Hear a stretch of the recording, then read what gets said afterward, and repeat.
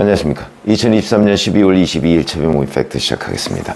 한동훈 비대위 체제가 들어설 것이 이제 확정이 되니까, 자, 국민의힘에서는 한동훈 비대위가 이러이러한 일을 할 것이다, 또 본인도 육성으로 그런 인터뷰들을 계속 하고요. 그 다음에 반면에 민주당은 한동훈 비대위는 이거다 라고 해서 공격하는 소위 이제 구도 싸움에 들어갔습니다. 자, 근데 이게 그러면 어떻게 전개가 될까 하는 것들이 이제 좀 궁금해지는 대목인데, 오늘 아침 이제 어제 저녁부터 방송과 신문에 보면 이제 한동훈 체제에 대한 여러 가지 평가, 그 다음에 기대, 그 다음에 그 어떤 약점 뭐 이런 것들이 이제 막 쏟아지고 있습니다. 그러면 이 국면을 어떻게 볼 것인가 하는 건데, 우선 뭐 한동훈 비대위원장은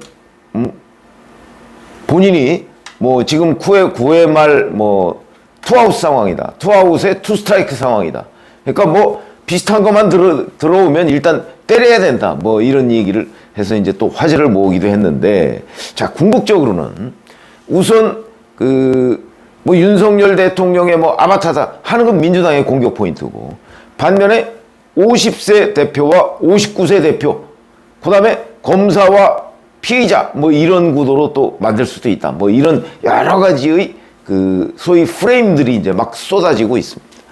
그러면 이 이제 판정은 도대체 언제 될까, 뭐 이런 것들이 이제 궁금해지는 대목이죠.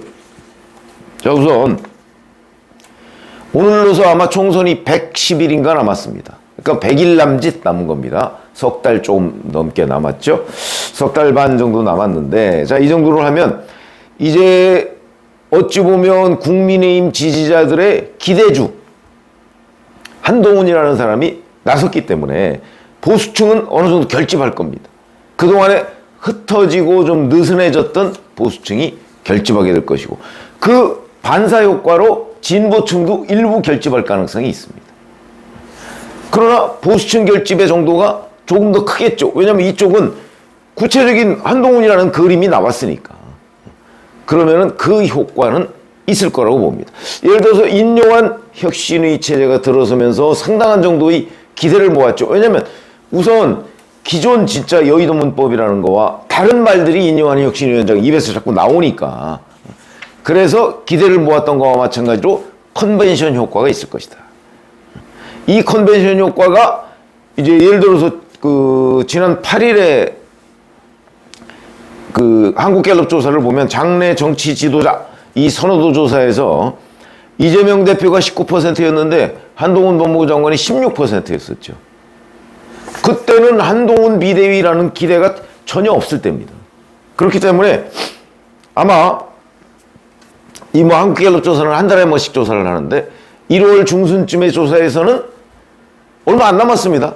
중순쯤의 조사에서는 한동훈 비대위원장이 장내 정치 지도자 조사에서 뭐 1위에 오르거나 아니면 해서 이재명 대표와 거의 비슷한 이런 컨벤션 효과를 누릴 가능성이 대단히 높다, 그렇게 예측이 되고요. 이건 그야말로 뭐 예측입니다만은, 물론 정치 전문가들의 예측입니다. 그리고 여론조사 전문가들의 예측입니다. 지금 컨벤션 효과를 누릴 것이다. 자, 그러면 이제 국민의힘은 이 한동훈 비대위 체제를 어떤 구도로 해서 야당을 제압하려고 하느냐. 제가 말씀드리는 내용은 가장 중간자적인 위치에서 지금 평가를 하고 있는 겁니다.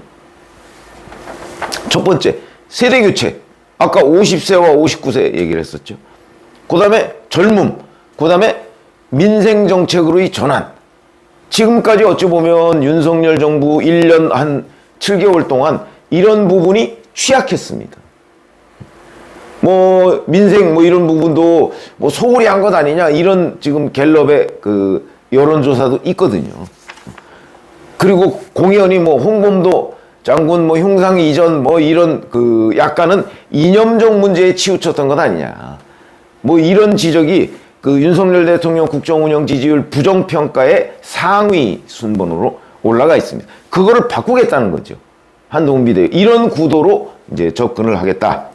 근데 이제 문제는 김기현 전 대표 사퇴로 한동훈 비대위가 갑자기 들어섰기 때문에 이런 정책적 준비는 아무래도 당이 뒷받침을 해줘야 되는데 뭐 그 부분에 대해서는 얼마나 그 준비가 됐는지 그건 현재까지는 뭐 불투명합니다. 민주당은 아마 거의 준비가 안 돼 있을 겁니다.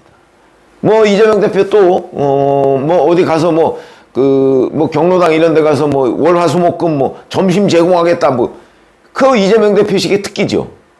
포퓰리즘. 물론 그것도 효과가 있을 겁니다. 노인표 겨냥해서 점심 공짜로 주겠다.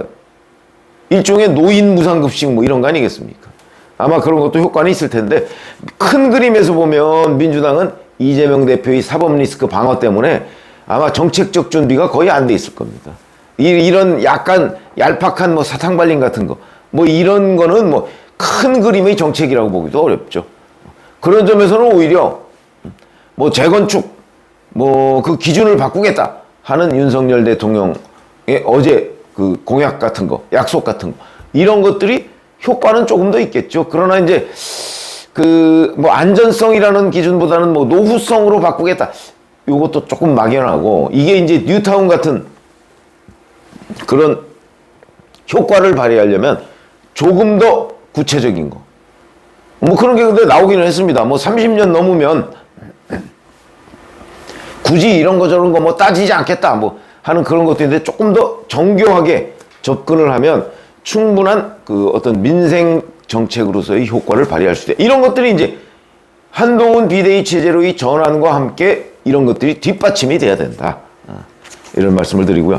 그 다음에 민주당은 이제 또 검사 뭐 이런 프레임을 벌써 들고 나왔습니다.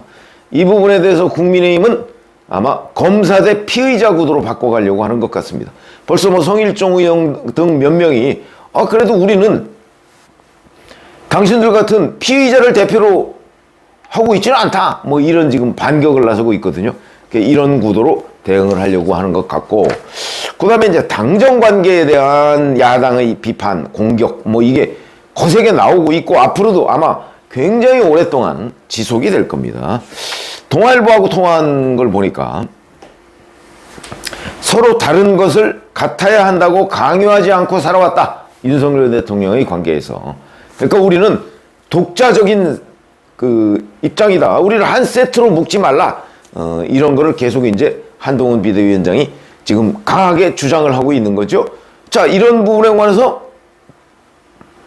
앞으로 국민들이 어떻게 평가할 것이냐. 이런 부분이 남아있는 거고.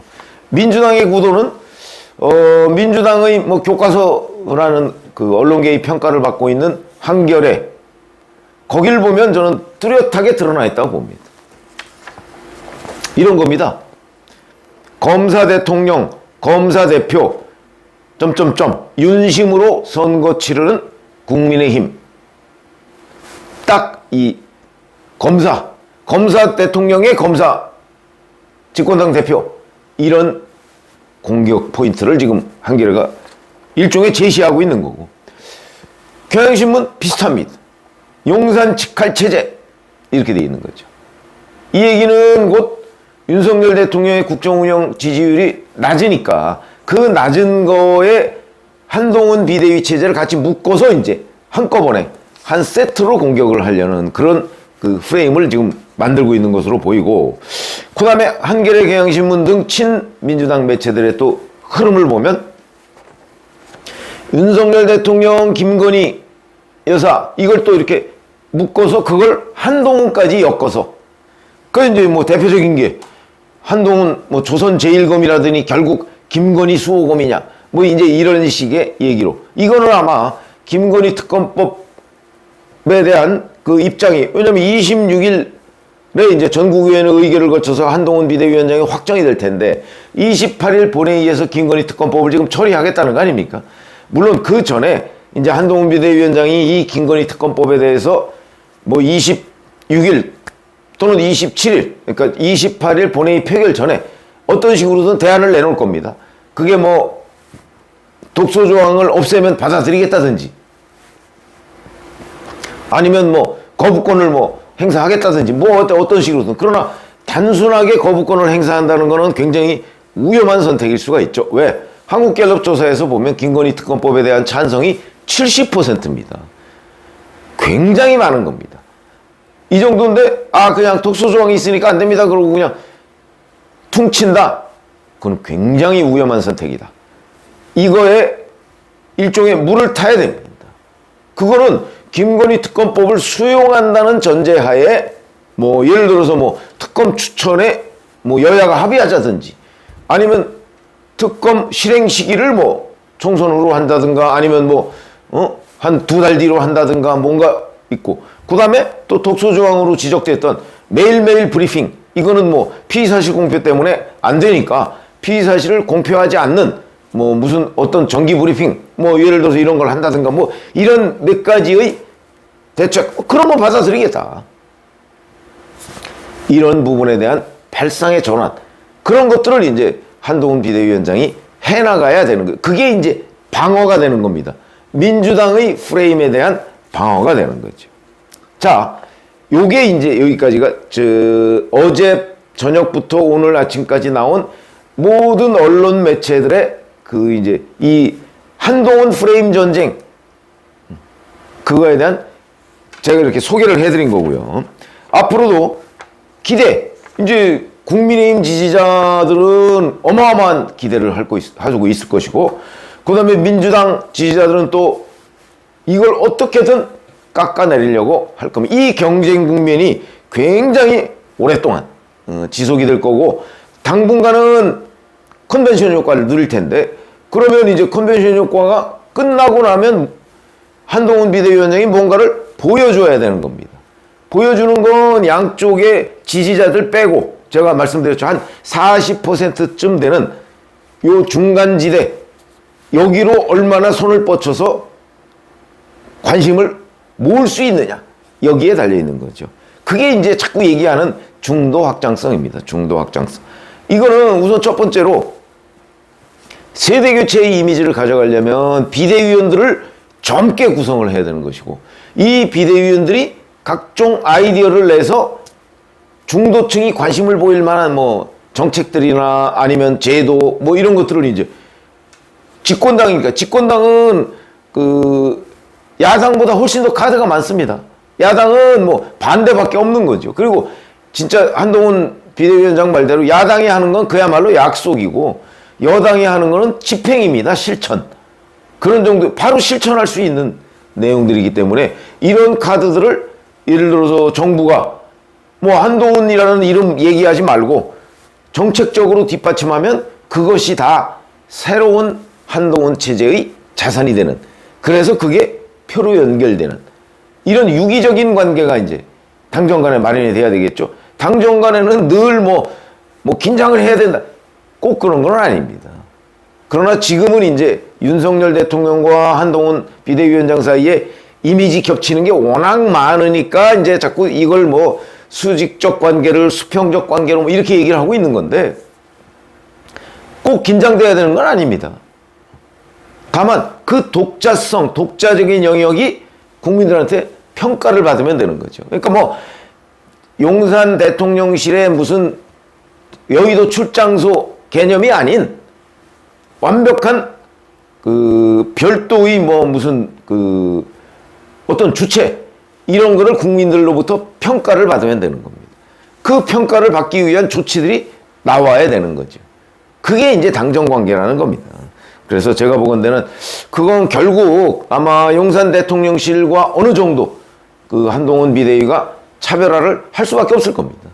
그런 것들이 이제 나왔을 때 그걸 뭐 일반 중도층이나 이런 사람들이 저 정도면 뭐 충분히 다른데 확실히 다르다 이런 걸 보여줘야 되는 것. 그러면 1차 성적표가 언제쯤 나올까?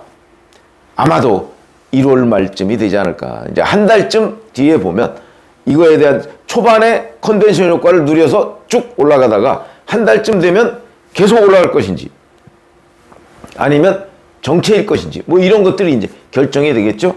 그것이 바로 여야의 한동훈 프레임 전쟁일 겁니다. 이 전쟁에서 승리하지 못하면 총선이 어려워지는 거고 승리하면 총선에 청신호가 켜지는 거죠. 요게 이제 어제 오늘 아침까지의 구도 전쟁인데 그건 뭐 한번 지켜보는 것 외에는 방법이 없습니다. 중립적으로 본다면 그런 말씀을 드립니다. 고맙습니다.